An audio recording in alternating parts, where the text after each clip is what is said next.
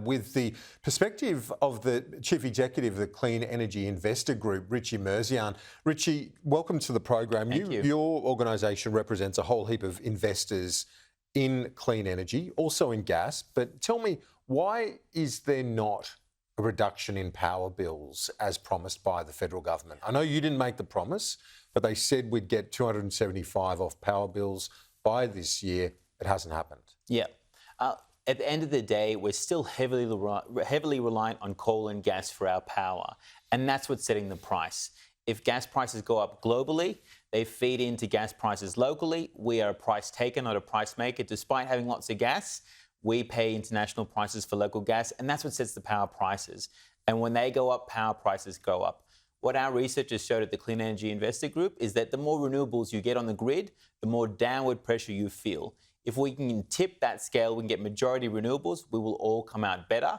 And our research shows that if we didn't have renewables last year, we would all be paying up to $417 more in our power bills. So renewables are putting downward pressure, but it's gas and coal that are setting that price, and that's why the price keeps going up. Because at any point in time, it's the price of the most expensive input into the grid that sets the price across the board. That's exactly right. So the last contribution, if it's gas or coal, that's what's going to set the price. But why then, with increased renewables, are we not seeing a more sustainable reduction in price? Yeah.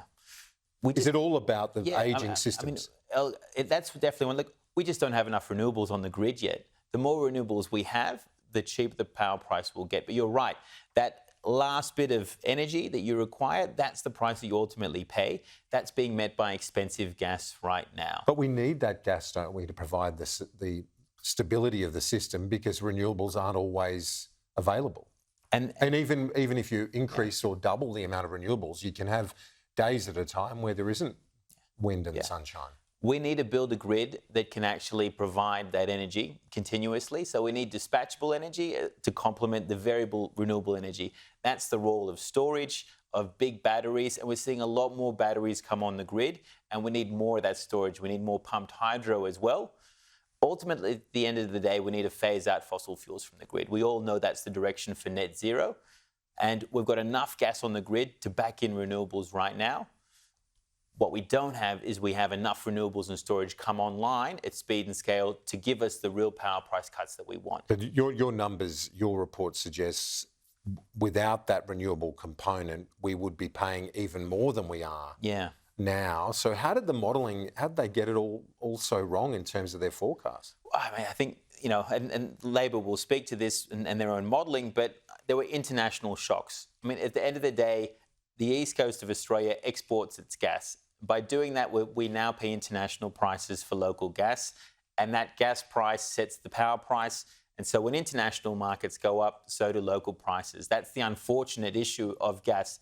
Renewables, by contrast, that additional bit of energy that you get from renewables is pretty much free. The cost of renewables comes from the capital to build those renewables in the first place. That's where it's expensive. But you've also got to invest in the transmission.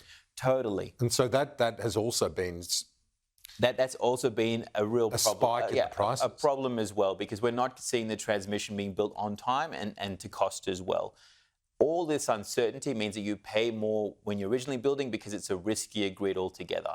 There's an opportunity to redesign the entire grid. The federal government has a panel right now. We're doing some research at the Clean Energy Investor Group. We'll put out in April.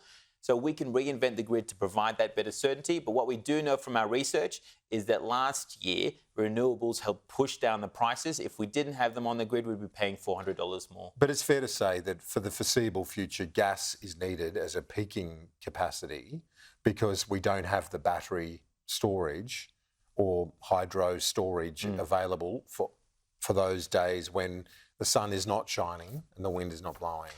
Gas will play a role in the grid.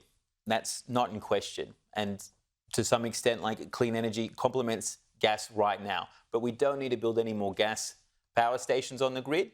Really, it's just sweating the existing assets out whilst we build more renewables and more storage. And that's what will ultimately bring the price down. If we rely on gas, we're going to keep paying high prices. If we get more renewables, we'll get less. Clean Energy Investor Group Chief Richie Merzian, thanks for your time. Pleasure.